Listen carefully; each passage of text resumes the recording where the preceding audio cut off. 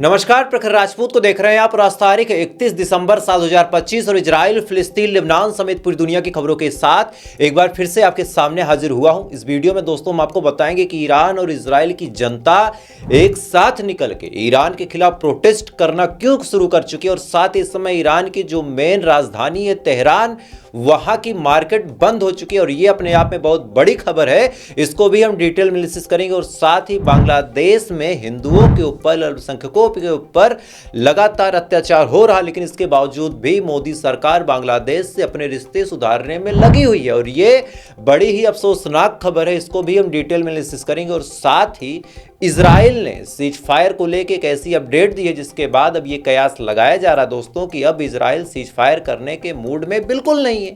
और साथ ही इजराइल ने वहां पे जो ह्यूमैनिटेरियन एड ग्रुप चलते हैं उनको लेके भी एक नया फरमान जारी किया है। और ये फरमान कौन सा है, इसको जब आप डिटेल में जानेंगे तो जानने के बाद आज आपके पैरों तले जमीन खिसक जाएगी। और साथ इस वीडियो में आपको बताएंगे कि बांग्लादेश ने भारत के खिलाफ जंग की तैयारी शुरू कर दी है और ये तैयारी कितने इंटेंस लेवल पे है इसको भी हम आपको बताएंगे। और साथ ही तुर्की ने इजराइल को ऐसी जगह जाके घेरा है कि इजराइल और तुर्की अब एक दूसरे के सामने आके खड़े हो चुके हैं और बहुत ज्यादा चांसेस हैं कि आने वाले टाइम में इजराइल और तुर्की के बीच आपको जंग देखने को मिल सकती है। यानी यकीन मानिए आज की जो खबरें हैं ये बहुत ज्यादा अहम है, बहुत ज्यादा इंपॉर्टेंट है। इस वजह से वीडियो को लास्ट तक जरूर देखिएगा।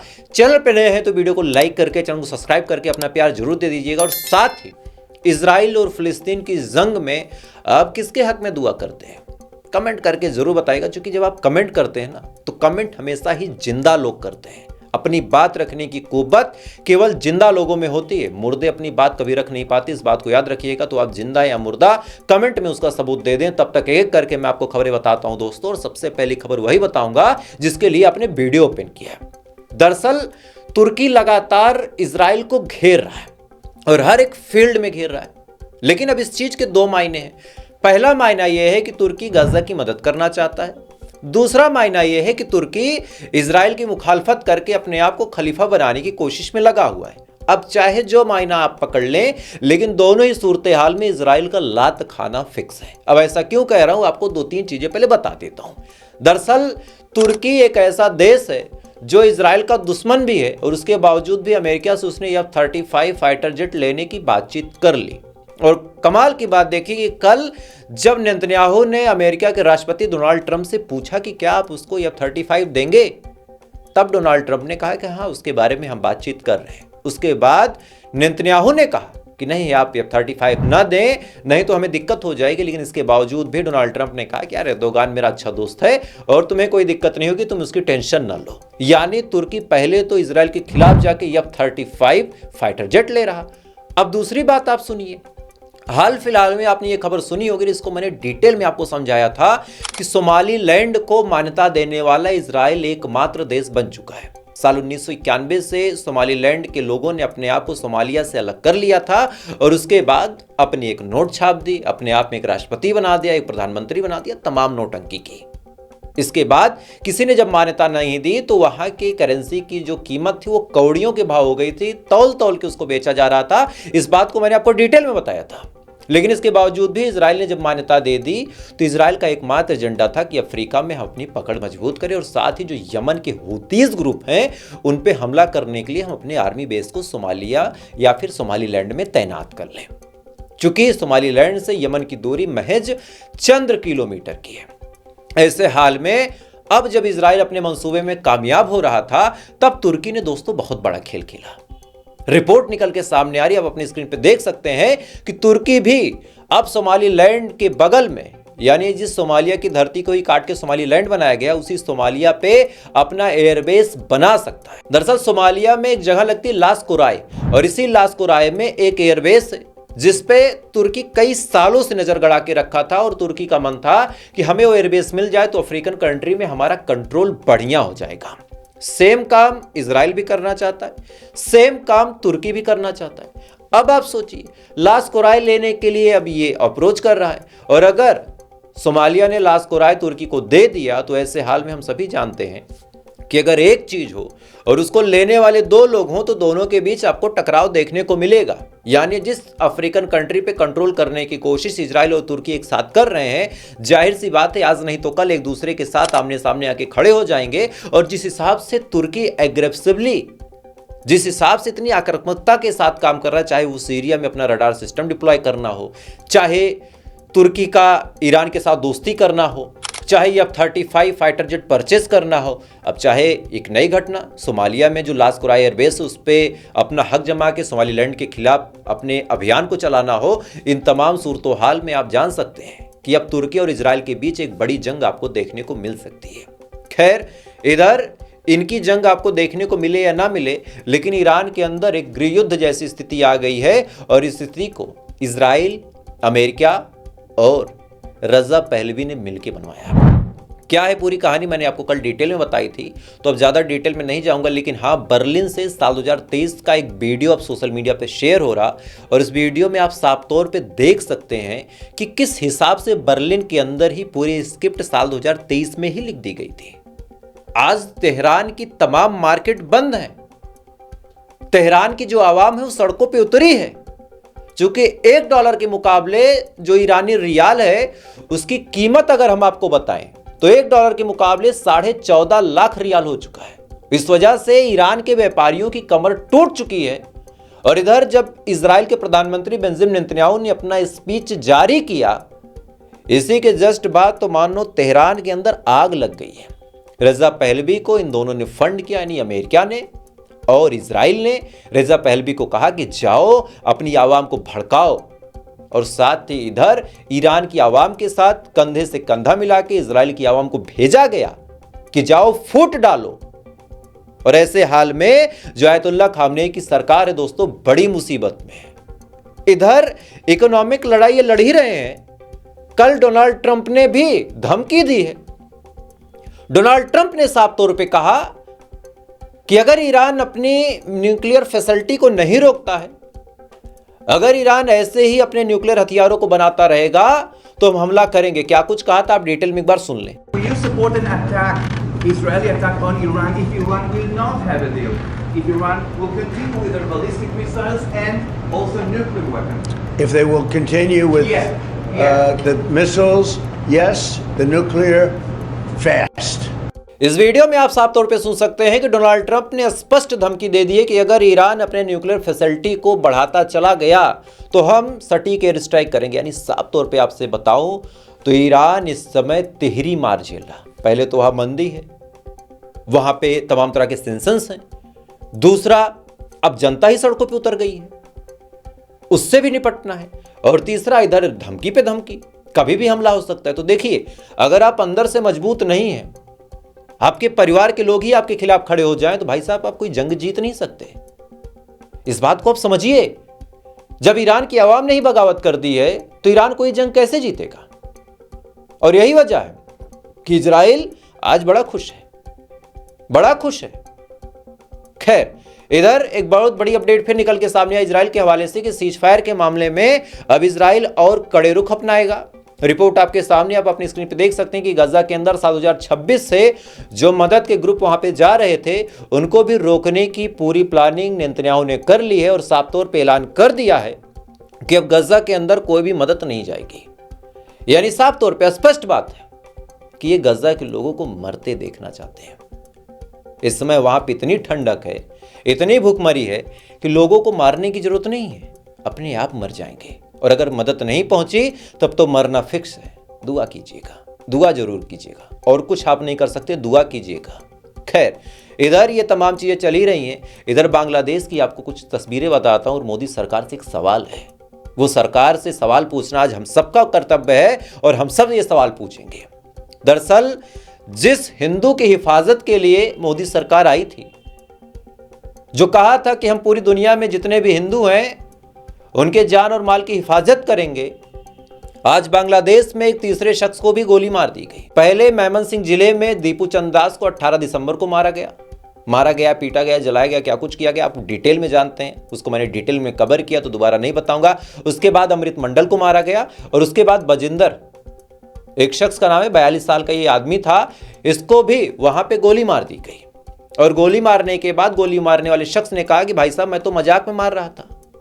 यानी ये तो श्योर हो गया है कि वहां पे अल्पसंख्यकों को चुन चुन के मारा जा रहा, और इस बात से कोई इनकार भी नहीं कर सकता। अब दिक्कत की बात यह है कि हम लोग क्या करें। हम अपनी सरकार से उम्मीद रख सकते हैं कि भाई हमारी सरकार जो है कुछ करेगी, लेकिन सरकार क्या कर रही है वो आप जान लो। दरअसल आज यानी 31 दिसंबर को 31 दिसंबर को खालिदा जिया, जिनकी कल मौत हुई थी, जो बांग्लादेश की पहले प्रधानमंत्री भी रह चुकी हैं और इस बार वो चुनाव लड़ने भी वाली थी, लेकिन अब उनके जो बेटे हुआ चुके हैं मैदान में, तो उससे कोई सिचुएशन खराब नहीं हुई। खालिदा जिया का निधन हो गया। निधन होने के बाद ये कहा गया कि 31 दिसंबर यानी आज के दिन उनका अंतिम संस्कार होगा।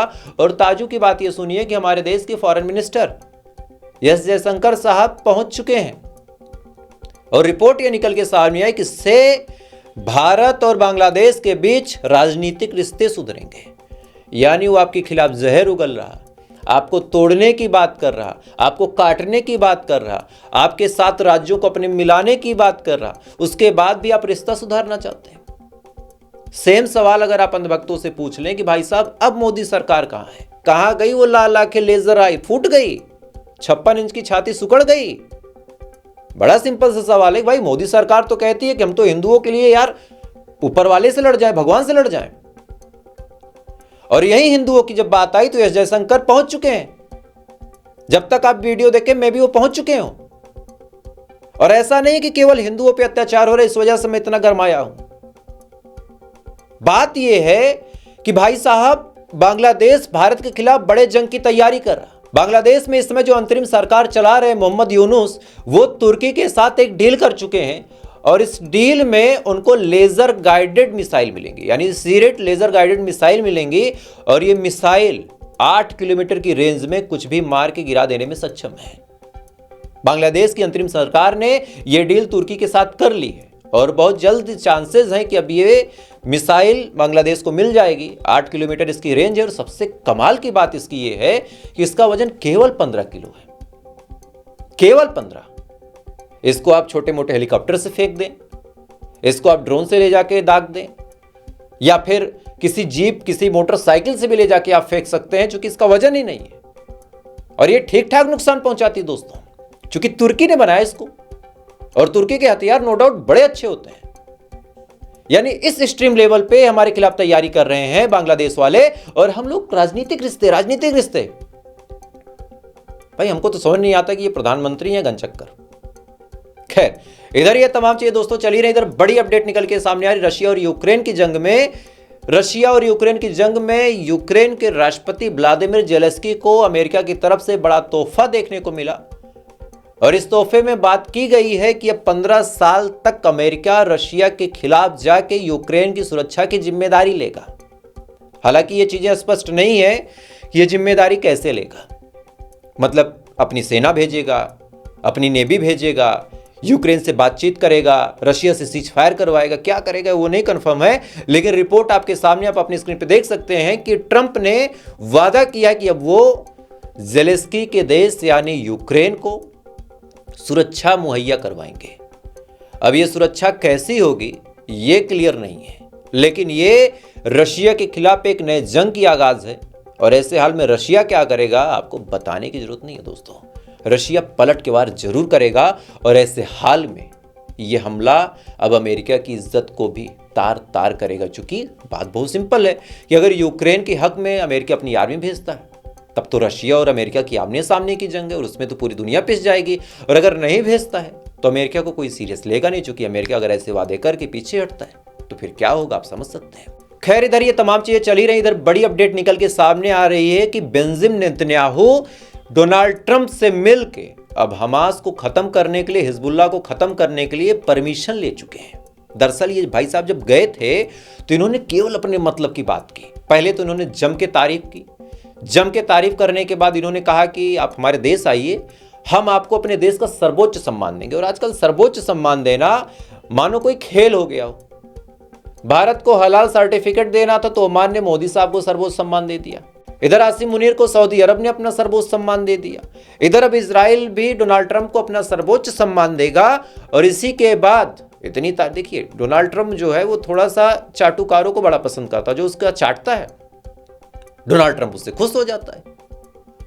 तो इधर ये भाई साहब नेतन्याहू जी पहुंच गए, उन्हें खूब सुनाया कि आप तो बड़े महान हैं, आपके ही तो सुसु करने से हमारे घर में दीपक जलता है, ये तमाम बातें बोली।